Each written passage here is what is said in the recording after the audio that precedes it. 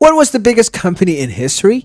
Hello lovely YouTube family, welcome back to 10 Focus. In today's video, we're going to talk about what was the biggest company in history. Before we start, I would want you to hit that red subscribe button so that you never miss out on any of our videos. The 17th century was the golden age of European colonialism. Some of the best companies in the world's history were founded during this period and generated high profits to dwarf today's supermarkets. These incomes will allow some of these companies to self-manage and often act outside the authority of the country in which they were established. Many have heard of the famous British East India Company, which achieved an unimaginable level of prosperity and led Britain to the Golden Age. But these revenues compare to the peaks of the Dutch East India Company. The Verenigde Oost-Indische Compagnie was a mega corporation set up by the Dutch government by combining multiple rival Dutch chartered companies into one mega company, removing the competitions which was stifling profits. After this merge, the VOC would go on to become the world's first publicly listed company, as it would allow the public to buy stocks and shares in the expeditions it went on. Many refer to this event as the start of globalizations as we know it,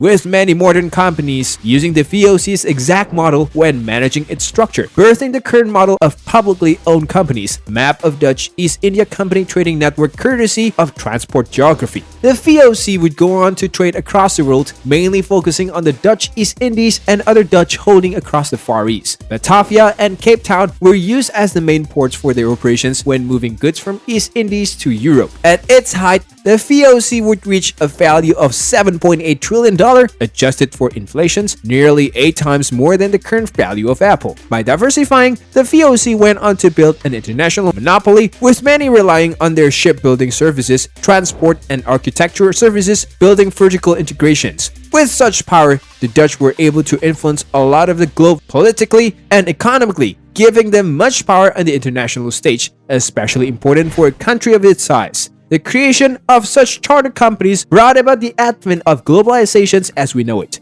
Commodities that couldn't be found in Europe or could be made cheaper in another part of the world would be transported back to Europe, reaping massive profits as stated above, leading to the Dutch economy skyrocketing in value.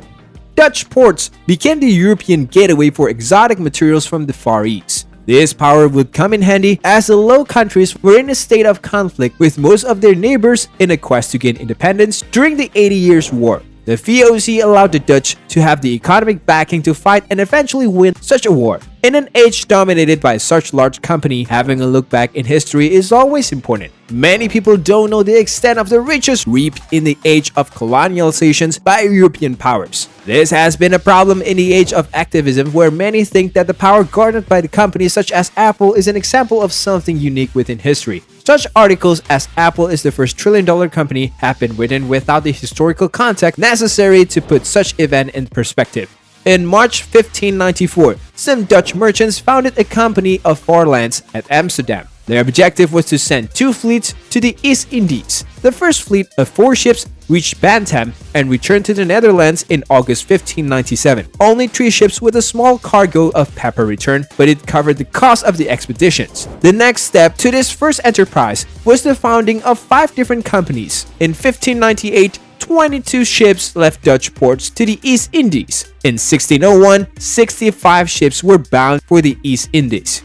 As early as 1598, Staten General proposed that various companies should merge. On March 20, 1602, VOC was born from the merger of 6 small Dutch companies. The merger with the company did not occur voluntarily but was forced by the Dutch government. The charter was valid for 21 years. Staten General has granted the Dutch East India Company an exclusive rights to trade in East Indies. The area of trades granted to the company was called the Octrollegebied, or trade zone. Its purpose was not only trade. The company also had to fight the enemies of the Republic and prevent other European nations to enter the East India trade. During its history of 200 years, the VOC became the largest company of its kind, trading spices and other products like tea, silk, and Chinese porcelain. The VOC was virtually a state within a state. The new company was divided into 6 regional boards, which were established on the former seats of the pioneer companies Amsterdam, Middelburg, Delft, Rotterdam, Hoorn,